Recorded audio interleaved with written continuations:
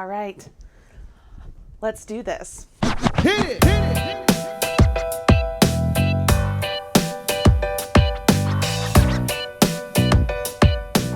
Hello everybody and welcome back to the Marley Bird YouTube channel. I am thrilled you are here. In this video, I'm going to show you how to make the Feel the Heat crochet mittens.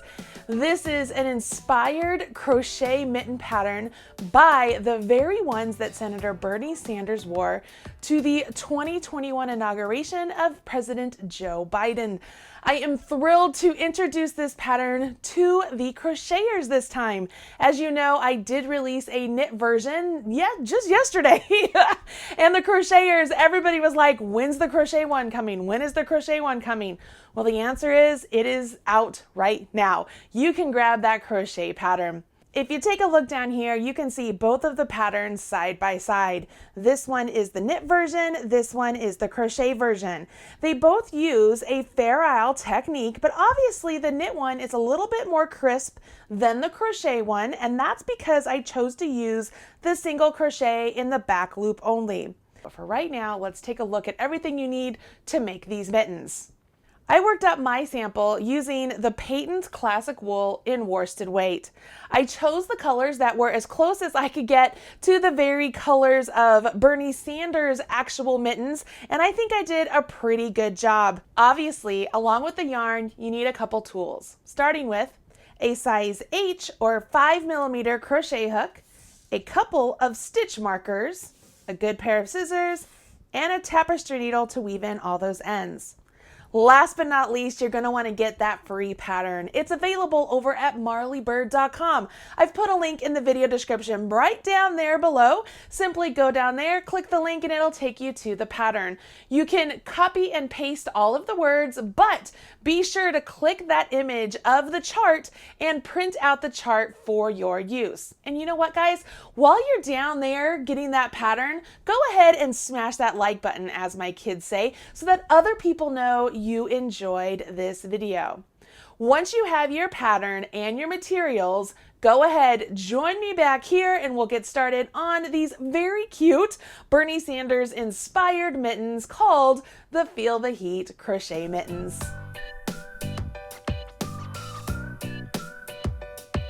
Now that you have that free pattern on hand, along with all of the charts that you need to follow along for the size you're making, we can go ahead and get started. I do want to mention that in this video, I will be using some different yarn than the Mittens classic wool, and that yarn is Chic Sheep by Marley Bird. This yarn comes in 24 beautiful colors. It's 100% washable merino wool, so it's going to keep those mittens nice and warm. I've chosen some colors similar to Bernie's, but you'll notice I decided to go with a pop color right here, and I'm pretty excited to see how these turn out. So as you can tell by now, you can make these mittens really in any color you want. So if the browns and the blacks that are represented in Bernie's mittens don't exactly speak to you, don't feel like you can't make these mittens. You can use any yarn you wish as long as you get gauge. All right, let's grab color A and get started with the cuff. My color A is that beautiful, rich leather brown color, but it doesn't show up very well on camera. So for the cuff, I am going to use my tie so you can easily see the stitches. The pattern indicates you need to chain 15 chains. Now you can do more than 15 or fewer than 15, and what that will do is either lengthen the cuff or shorten the cuff, totally up to you.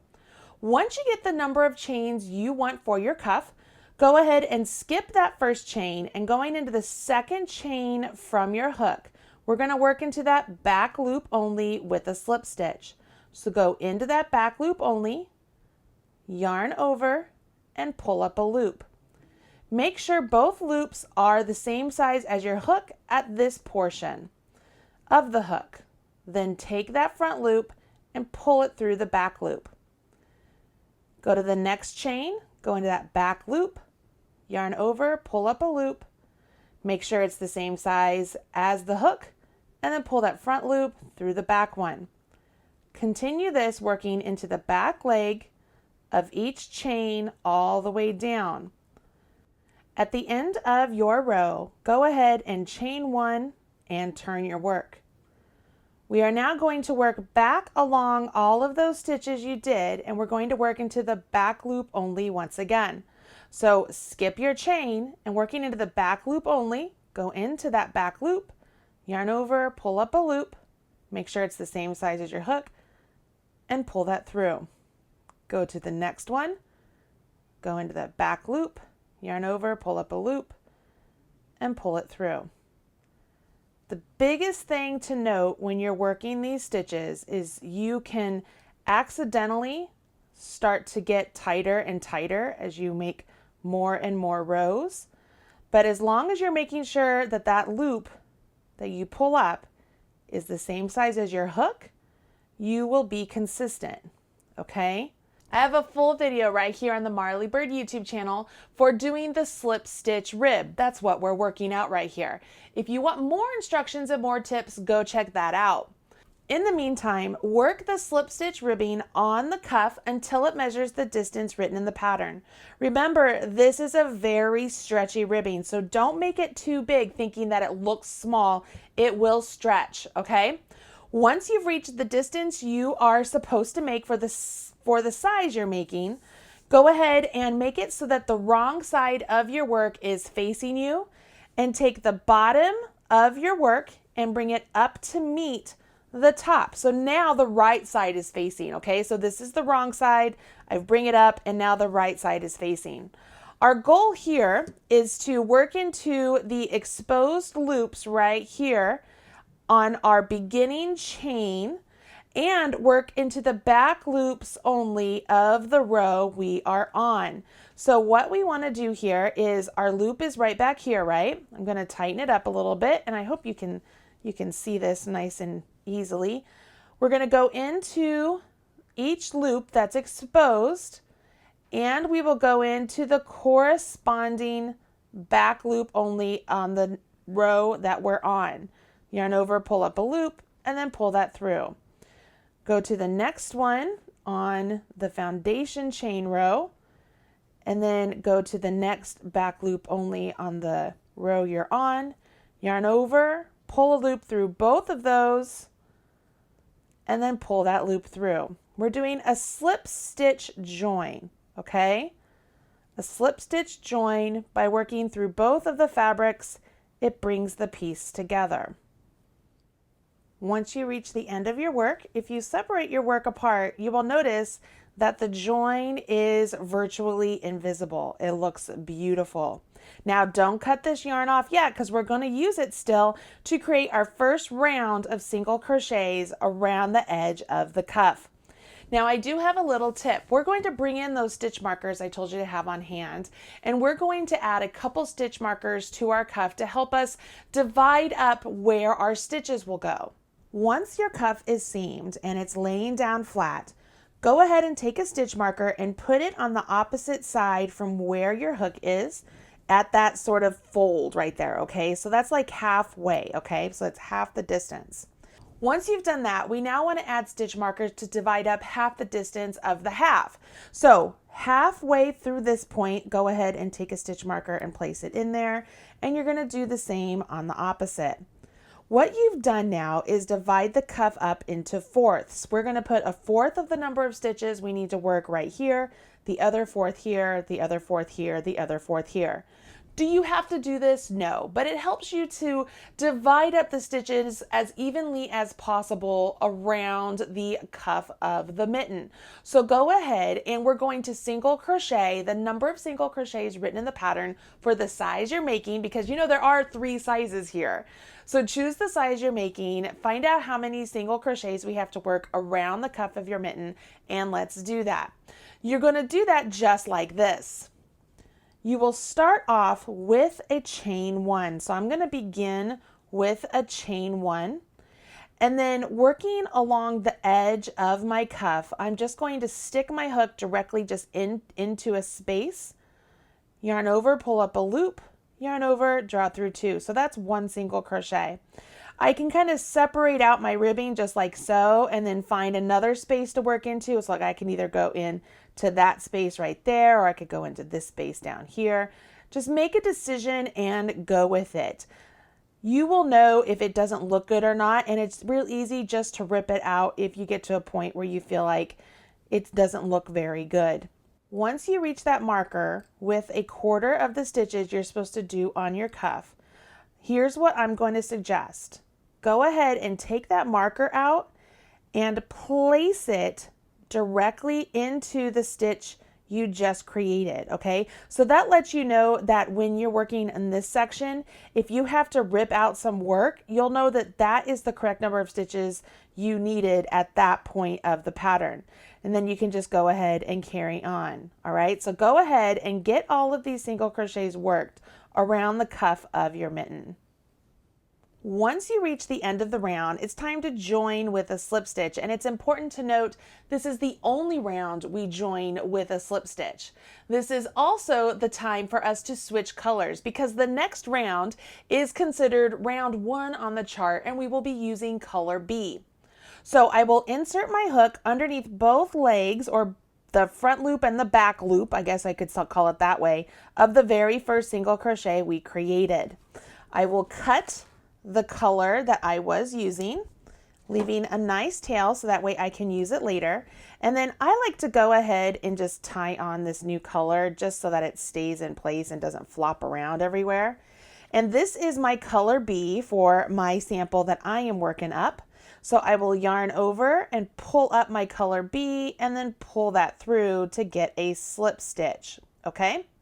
Okay, it's time to work with this chart, and it is not that scary, so let's demystify this. First thing to mention is make sure you're following along with the chart for the size you are making.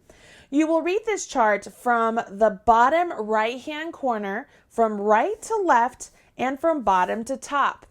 So each one of these squares on the chart represents 1 stitch in your mitten. So as you work down round 1, to get to round or stitch 32, that will bring you to the end of the mitten, and you will come back over here and start reading on round number 2 all the way over here from right to left. And then you'll go to round number 3 and read it from right to left. So you're constantly reading from right to left and moving your way up through the mitten, okay? If you can do a paint by number pattern, you can absolutely use this chart because that's essentially what it's telling you. Right here on round number 3, this pattern here is telling us that stitch number 2 on round number 3 will be using color C, and then we will go back to color B for stitch number 3, 4, and 5, and then go back to color C for stitch number 6, so on and so forth. As you are working across these rounds and you're using 2 different colors, you will be carrying the color you're not using on top of the stitches you're working into. This will eliminate any floats on the inside of your mitten, making it less likely for you to snag anything. And it's just a really great way to just trap everything and keep the yarn going so that way it's ready for you when it's time to use it. Having said that, I do want to mention that as you're carrying that yarn across the top of your stitches, it can make your mitten really snug because you're just laying a strand of yarn on there and it doesn't have any give. So make sure you're very careful as you're working these mittens and not accidentally getting them too tight or pulling that yarn that you're laying across the top too snug. Otherwise, your mittens might be too small for you to actually get them on your hand. Okay, so we know based on the pattern that round 1 we are supposed to use single crochets, but then on the next round and every other round of the chart we are going to work single crochet through the back loop only. So as we look at the chart right here and we're following along, we know on round 1 we will use single crochets, but then on all of the other rounds, we will use single crochet through the back loop only. So let's go ahead and jump in and get round 1 completed with our color B. Pull in your work just like so, and we begin with a chain 1. Then working into all of these single crochets, simply work through both legs and complete a single crochet all the way around.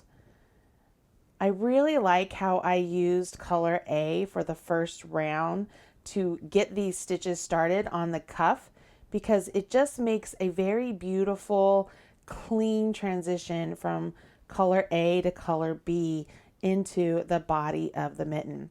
As you come up to the end of the round, remember what I said, we are not going to join with a slip stitch. We're going to work the body of the mitt in spiral. So after you complete the last stitch, do not join with a slip stitch. Just note that the first stitch of the next round will be worked right into that stitch. And remember, it's going to be worked into the back loop only. So go ahead and start round 2 into the back loop only, complete that single crochet. And once you work that first stitch, go ahead and take your marker and place it into the top of the stitch you just completed. That lets you know that that's the first stitch of the round. So every time you're working rounds and rounds and rounds, you now know where the first stitch of the round is. So from here on out, as I mentioned, we will be doing single crochet in the back loop only. As you come up to the end of the round, remember you will know where your last stitch is because it's the one right before that marker. I marked the first stitch of the round. And so I'm going to go ahead and complete that stitch, but I'm going to pause here for a second because before I start round 3, I need to see what color round 3 begins with for the size I am making. Now, I want to mention something. This is a little tip I have. I love to use Post-it notes when I'm reading charts, and I will take a Post-it note and I will mark off the chart right above the row I'm working on. So for this example, I'm on row or round 3, so I will mark the chart off right above row or round 3. The reason I do that is I want to be able to see the color of the stitch from the row below the one I'm reading. So I can see that right here, as I change to color C on stitch number 2, I'm going to be working into a color B. Okay, that becomes more prevalent as we get further up in here. But by seeing what color the stitch is below the color you're getting to work into it, it helps you stay on track in the pattern. If we had our post-its on the opposite side, we wouldn't be able to see the stitches we're working into, and that's very important, okay? All right, so having said that, I am on round 3, and on round 3, I begin to introduce a second color. So I'm going to work 2 colors on this round, and I will carry the color I'm not using underneath the stitches as I'm working them. So go ahead and grab your color C so we can get ready to work that one now. I'm so excited. Luckily, my first color here is still with color B, so I didn't have to change colors yet. But when I do this first stitch, I'm going to be changing colors. So I'll go into the back leg or the back loop of my first stitch, yarn over, pull up a loop. But my next stitch on here is going to be my color C. So I need to transition to my color C at this point. So once I have 2 loops on my hook, that's when I'm going to change colors. And that's going to be all the way through. You're going to keep that consistent. So now I have color C on my hook. I'm going to go ahead, I'm going to rest the yarn I'm not using and the tail right on top of my stitches here. And then working into the back leg only of the next stitch, I will go in, see how I'm going through the back leg and I just have these colors just resting right on top. Yarn over with the color I want to use and pull up a loop. Now, before I can yarn over and draw through 2, I need to know what my next color is, right? And my next color is going to be back to my color B. So I will drop my color C, pick up my color B, yarn over with my color B, and finish off that stitch with my color B. What that does, you guys, it allows my color C to be a standalone color, but the top of my color C, see how it's the same color? It's the loop, this, let me see if I can say this. The top of the stitch, that right there, is the loop that's on my hook right now. So by transitioning colors on the last draw through to get the next color on my hook, it allows for the entire stitch to be one color, okay, without any color bleed. It makes for a clean, crisp look. So what I do here is the next 3 stitches all use this color. And so I will rest not only the yarn itself, the working yarn for the opposite color there, but I'm going to rest the tail and kind of weave it in as I go. And this is how I'm going to do this when I work Fair Isle. I never do this for anything else. I go into the back leg only, and before I yarn over, I will take the tail and I sort of loop it around the yarn. See how it twists around the yarn? Okay. Make sure everything is resting right along there. Now I yarn over, pull up a loop. See how it twists that tail around the yarn itself, and you can't even see it. So it kind of weaves it in. So that was one. Go into the back leg. Before I yarn over and pull up, I'm going to find the tail again. I only do this for a couple stitches, and then I go back and I weave in the tail. But then I yarn over, pull up, yarn over, draw through 2, back leg only, find my tail. I just tuck it around just like that. Yarn over, pull up a loop, and this time I'm going to yarn over with the new color. So I drop my color B, pick up my color C, yarn over, and pull through. Okay, so at this point the tail, I feel like it's tucked in enough right now, and I can go back and weave in the rest later. So I kind of tuck it down to the inside of the work, and then I carry on, making sure that the color I'm not using, if I can get things situated here, the color I'm not using is just resting on top of my work. So I will go into the back leg only, make sure that's all on top, yarn over, pull up. Remember, the next color is going to be color B. So I yarn over and pull through. What I was talking about before is when you're laying these colors on here and not making them too snug, like you don't want to pull it too tight. Otherwise it makes the entire circumference of your mitten hand a little bit too snug to get into. So just make sure that it's just laying on there nice and relaxed like. Don't give it an extra pull, okay? And as you're working along, it becomes a little bit faster. You'll get yourself into a rhythm.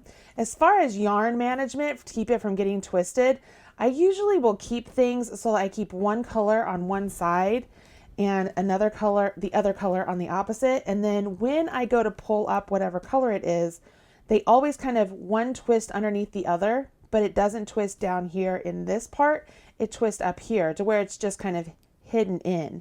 And it just seems to work out really well for me that way. So as for this one, I'll go in, come up. So I would drop my white, pick up my blue, make sure I rest my white on there and give it a pull. And here we go. So I will work this all the way around. And this is exactly what you would do through round 4. It's on round 5 that you begin to introduce what are called gusset stitches. And the gusset stitches give you room for your thumb to actually fit into the mitten. So go ahead, work the pattern in this manner all the way through round 4, getting ready to start round 5. I'll show you how to get those gusset stitches started.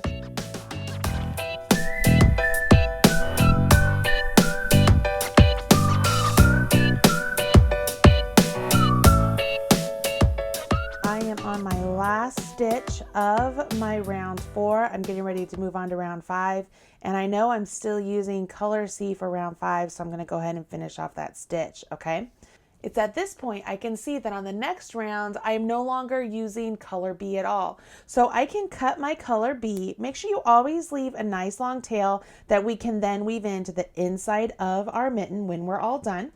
And then let's bring our chart back over here. So I've gone ahead and I have moved up my Post-it notes. So now I have my Post-its right above row number 5, okay? Now row number 5 is where we are introduced to these little silver or gray boxes. And as we look over here at the legend, we can see that those boxes mean no stitch. Now you might be thinking to yourself, well, what does that mean, Marley? What is no stitch? Because obviously those 2 stitches have been in my work thus far. Where are they going? Well, they aren't going anywhere per se. It's just that they are no longer a stitch on the main chart. They become a stitch on the thumb gusset chart. And that thumb chart is right here. It's to the right of the main chart. Now, one thing I want to point out is you will read the thumb chart from the bottom to the top, and it begins on round 5 for sure. And the color you will use out here for all of these number 2s is the same color you will use for the body of the thumb, okay? I didn't have a way of color coding each one of these 2s individually, so that's why I am telling you that now, okay? So these 2 stitches right here are the same 2 stitches represented over here for stitch number 18 and 19, right here that say no stitch. It's because you're going to jump over here and read them here. The reason they're placed over here is because we're going to work increases to create extra stitches here to create a place for our thumb. One thing I do want to point out is that the number of increases and when you are working those increases is different for each size. So like up here for the smaller size, you can see that on round 1, we're only working an increase on the first one, but then on round 6, I shouldn't say round 1, round 5, and then round 6, we work the increase on that second stitch there, right above it, okay? So you see how that works? So these increases are worked at different intervals depending on the size you're working on. For that reason, I wrote out all of the round instructions for the thumb gusset individually in the pattern. So if you're looking at the pattern itself, you will notice in this section for the thumb gusset, it starts off with an explanation that on the chart, stitch number 18 and 19 are shown as no stitch, beginning on round 5 and all the way through round 11 or 12, depending on the size you're making. I go on to explain essentially what I just explained to you, that you're going to read those stitches on the thumb gusset so that we can create more stitches for the thumb. From here on out, you will see that there are a set of instructions for each size. So for the adult medium women only, there is a series of instructions and it tells you how many stitches you will have by the end of the gusset's instructions for that size. And then I'm going to turn the page, maybe, if I can. Okay. Then on the next page, you'll see here that it says size adult large or medium men, and it gives you a series of instructions. And then so on and so forth, here's adult large men. So for whatever size you're making, be sure to follow along with the written instructions from the pattern, or if you're comfortable enough with the chart and understand the whole idea of, oh yeah, I'm just putting 2 stitches here or 2 stitches there, you absolutely could do that as well. I tried to make it as easy as possible for those of you who are beginners and are not familiar with thumb gusset stitches. And I wanted to really spell out, see what I did there? I wanted to spell out exactly what you are meant to do to create these extra stitches. And when we talk about the thumb gusset, this is the part of the mitten we are talking about. See how the hand naturally goes out just a little bit where the thumb is? So we're creating extra stitches right out here to create for that extra width on our hand. You see what I mean? This extra width on my hand. So if we were just following the pattern straight up, we would not have any of these stitches right outside here. So this is what we're creating with our thumb gusset. Does that make sense? It's very easy to create. It's just one of those things that when you're first looking at it, it might seem confusing, but that's why I'm here. I'm here to help you work through it. So let's tackle that thumb gusset. I want to remind you, I'm making the adult large women's size or medium men's size for my sample. So those are the instructions I will be following. Make sure you follow the instructions for the size you're making.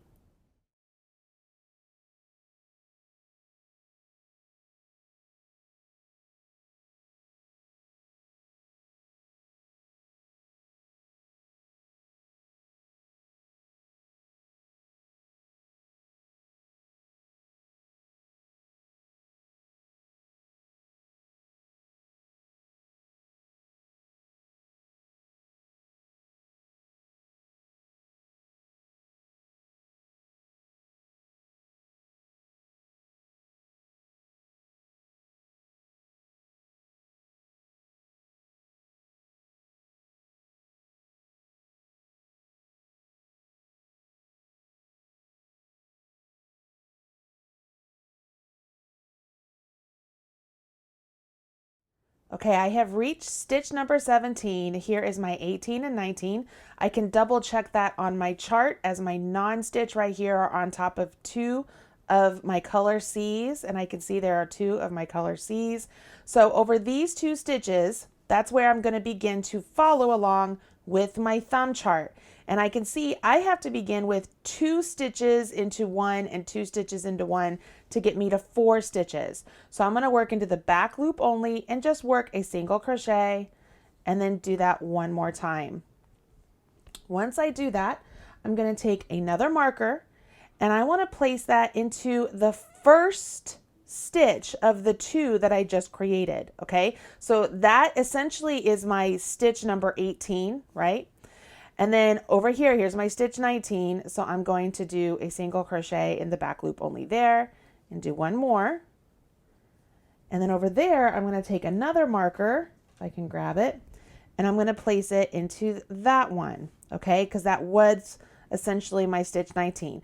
I'm going to keep these markers on the outside of my gusset throughout the entire gusset pattern, because when I am done building the number of stitches in my gusset, I'm going to bring stitch 18 and 19 back into the body of my work and continue on for the hand of the mitten. So I want to make sure that those are marked. It also makes it super easy for you to locate those stitches as you work along. You'll notice in the written instructions, I also tell you to mark those stitches. Now I go ahead and I can carry on with the pattern and keep up with the chart. So if I had to change colors right now, I could change colors. I could do whatever I want. As far as the colors to use in the thumb, you can see that I made them essentially striped thumbs. But if you wanted to change it up, say you wanted to make the colors more checkerboard or one of the different colors that you're working with on that round, you absolutely could do that. You don't have to follow along with my same color selection for the thumb. If you wanted to change that, feel free to do that or keep it the way it is. I happen to like it the way it is, but that's totally up to you. All right, when you get to the end of the round, so this will be my last stitch, I always pause here for a second and I move up my post-it note so I can see what the first stitch of the next round is, because I want to make sure I'm doing the first make sure I have the right color on my needle. So I can see on my round 6, my first color is C, but I'm going to be introducing color D on the next stitch. So I'm ready to go, man. So I can go ahead and finish this stitch with that. And the first stitch over here is going to be with color C. Take my marker out. But my next stitch is with color D. So I want to make sure I grab my color D here. And I'm going to yarn over with my color D. All right. Don't forget to add that marker back so you don't lose track of what the start of your round is. All right. Just like before, make sure you lay the yarn on top of your work. And once again, I will usually wrap the tail of whatever I'm using around the yarn, so that way it just kind of gets locked in. So I don't want to yarn over with that one, right? Because I want to switch to the next color because that's the color I need to use according to my chart.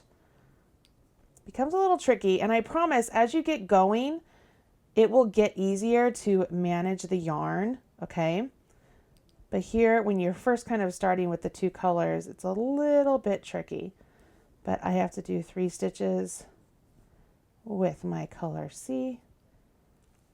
And I do want to make sure I'm not forgetting to wrap that tail, just so it kind of locks it in a little bit. And then I'm going to switch colors here because my next color is with the opposite.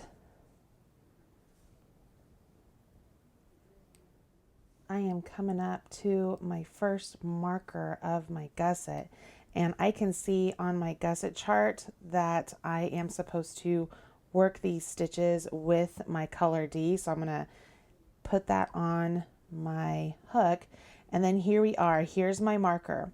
So in my marker, for the size I'm making, I'm supposed to just do a single crochet in the back loop only in the first stitch and all of the stitches till I get to the second marker. So I'm just going to still work over my other color so that I'm taking it along with me. And then when I get to this marker, I'm supposed to work 2 stitches into that 1 stitch there, okay? So I'm supposed to do 1 and 2. And before I pull through on that, I want to pay attention and see what the next color in my chart is supposed to be, and it's supposed to be color C. So I will go ahead and change up to color C for that final pull through. Now take a second here and move these markers up, okay? Make sure you move the marker up to the new round, the new stitch on the new round, so that way you know where they are, okay? And now you'll notice we have 1 extra stitch for this particular size between our markers, okay?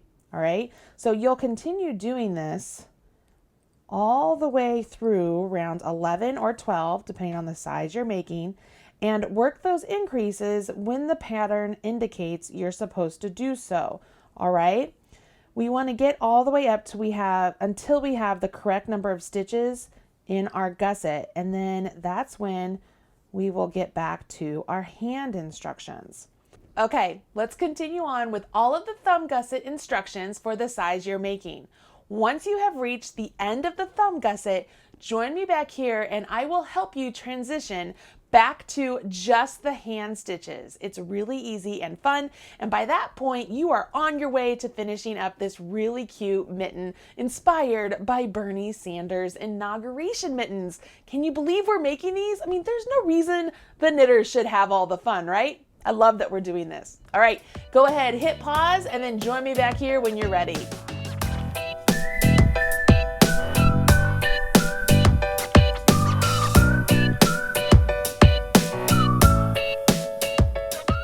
Wasn't so bad, was it? Hopefully you have reached the end of your thumb gusset without any issues. I have just finished my round 11. I'm getting ready to start my round 12. Let's go ahead and jump on in. I do want to remind you once again, I am working the size adult large women or the medium men, however you want to view it. So let me go ahead and work across. So for this row, I'm still only using 1 color. So I will work across with this color until I get to my marker.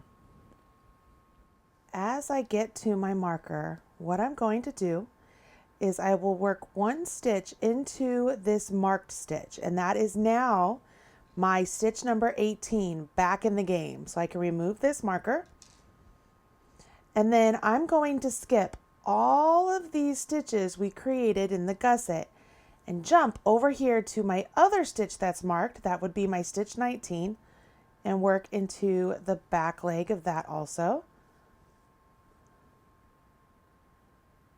And then I can remove that marker. And what you will notice is that this opening right here, this is your thumb opening. So we've created these gusset stitches for the thumb opening. And now we go ahead and we just continue working to the end of the round. See, I told you that wasn't super hard, and we don't have to worry about doing any chains or working into chains. As you come up to the end of the round, one thing you could do is go back and count all of the stitches that are on your mitten at this point. You should be back to your original stitch count because we have moved all of those extra stitches we created out of the way. So I'm going to set this down so you can take a peek. See, there is our thumb gusset right there, right over there. Isn't that cool? It is so cool. Now, for the rest of the mitten, you are simply going to do your paint by number using crochet. You will carry on reading the chart from right to left all the way up until you get to the end of the chart. After you finish the last row of your chart, that's where you're going to take a look at your written instructions again, and that's where it tells you how to finish the top of the mitten. You can see here on the written instructions that you do the top of the mitten with your color B, and you will do 2 rounds of single crochet 2 together through the back loop. Those are super simple stitches. You probably already know how to do them, but I do want to show you. So here's what we're going to do. We're going to hit pause on this video again.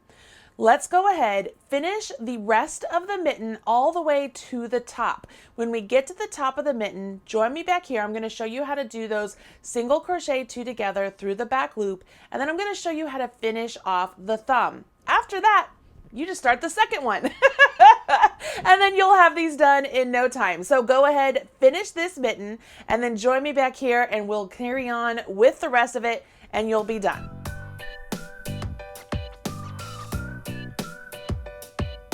Boy, is this looking really good. I am loving these colors, and I have made the full chart so far.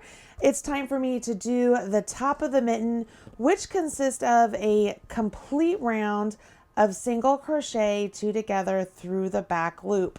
So this is a very easy task to do. We still want to maintain the start of our round here, but we are only using color B, and you will just go into that first stitch into the back loop, yarn over, pull up a loop.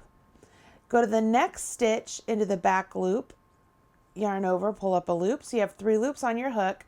I like to keep these nice and snug, yarn over, draw through all 3. We want these stitches to be really snug. You don't want them to get too loose, otherwise you're going to have some big gaps at the top of your mitten. Yarn over, pull up a loop, so you get 3 on your hook, yarn over, draw through all 3. Insert, yarn over, pull up, insert, yarn over, pull up, yarn over, draw through all 3. These are single crochet 2 togethers through the back loop or the back leg, all depending on how you refer to it.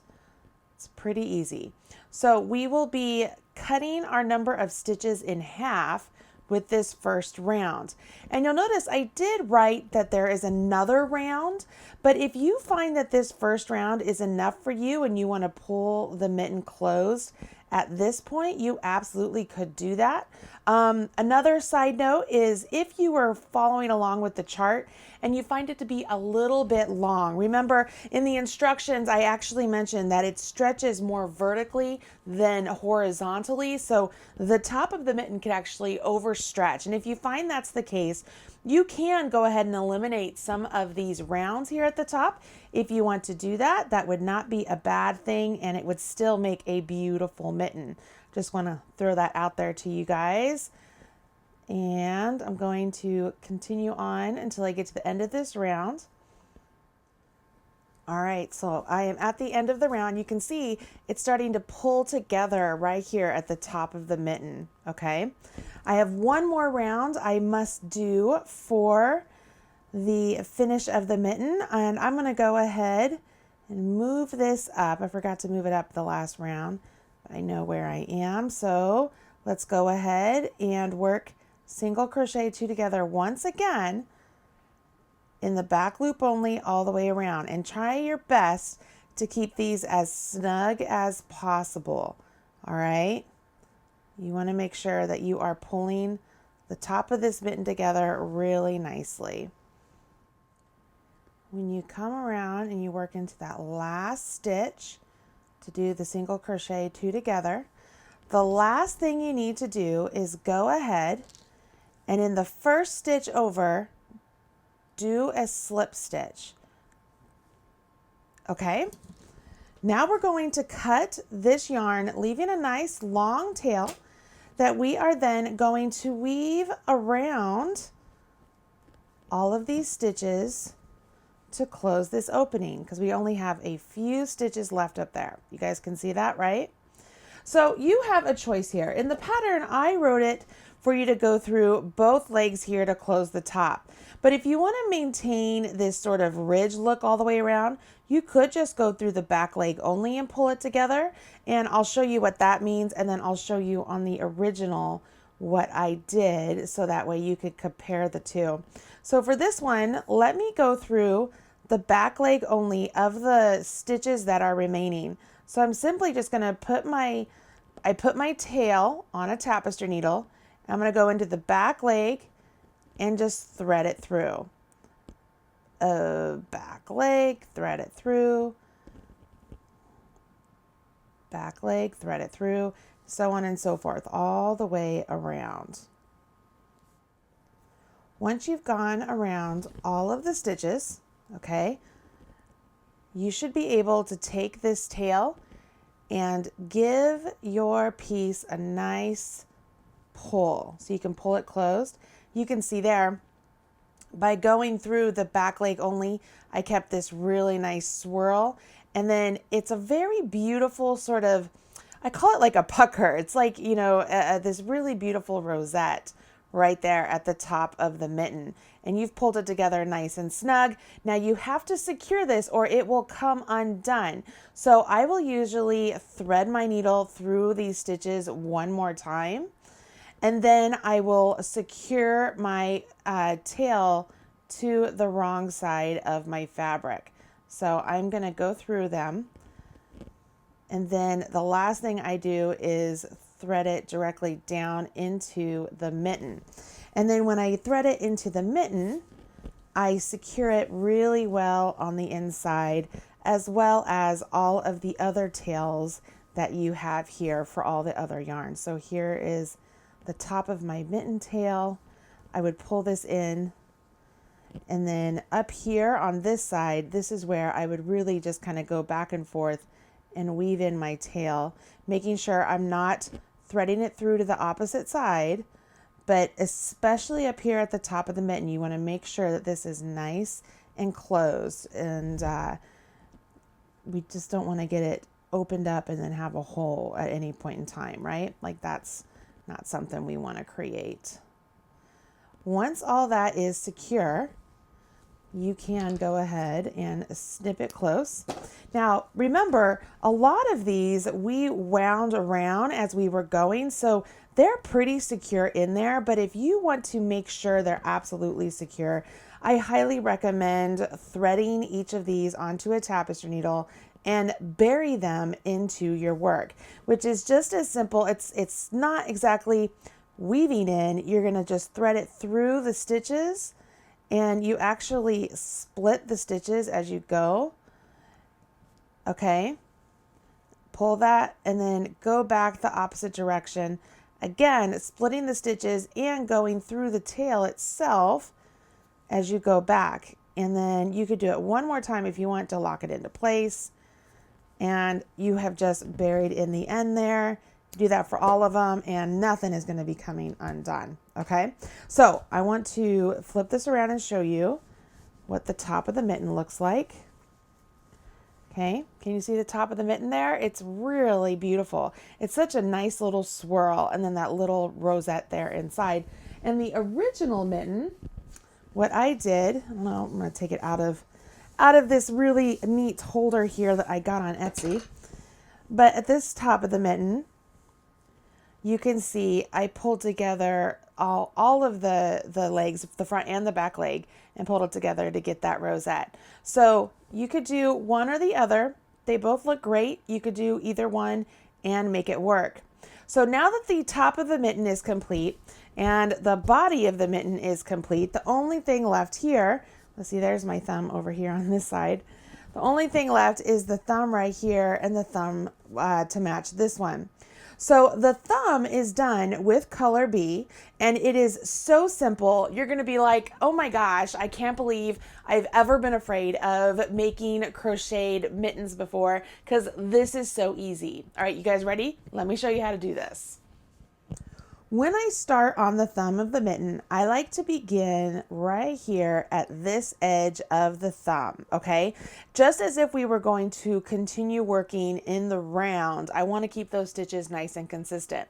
I have my color B already thread through my thumb hole, and the tail is coming out the bottom.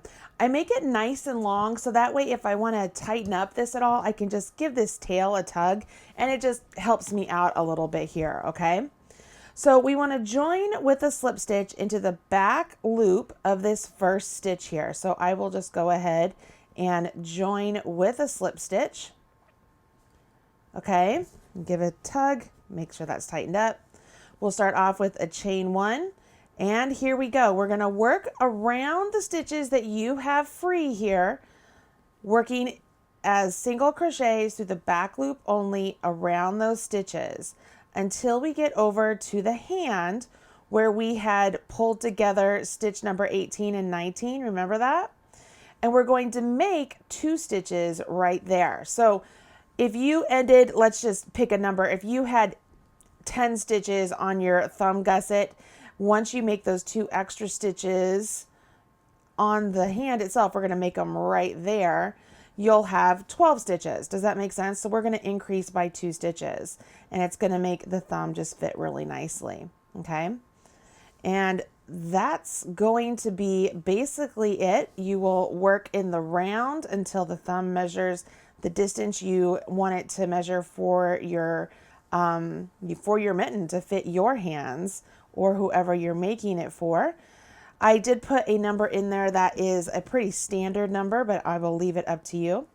When I come over here to these 2 stitches, I don't go through the back leg on these ones. I just go through like the two legs there just to give them nice and secure placement. And then when I go to weave in my tail, I will actually close up any holes that I find have come about because of my 2 stitches I'm creating. Now, just like before, we are not going to join with a slip stitch here. We're going to continue and just work in the round. So I'm going to go into the back leg of that first stitch.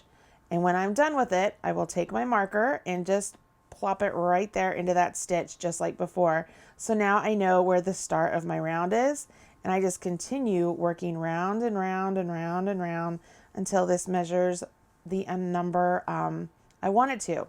Now, if you wanted this to be a fingerless thumb, like maybe you wanted to just have kind of a little opening on the thumb at the top, like you don't want it to be closed, so that way you can better text things and stuff, you could do that. You could just do like some ribbing right here or something, but it is meant to be a closed thumb.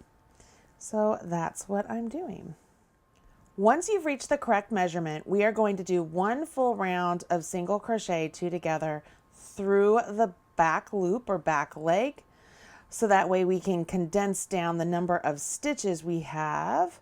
And then we're going to close the top just like we did for the top of the mitten. So when we get to the end of the round, we will finish with a slip stitch into that first stitch once again, and then we will cut our yarn and pull everything nice and closed. So we'll have a nice finished thumb to our mitten. Give that a pull, cut your tail, go ahead and finish that off. Thread your tail to your tapestry needle, and then right up here you can do both legs or just the back leg. Once again, I think to match the top of this mitten, I'm just going to go through the back leg and pull them through. Oops.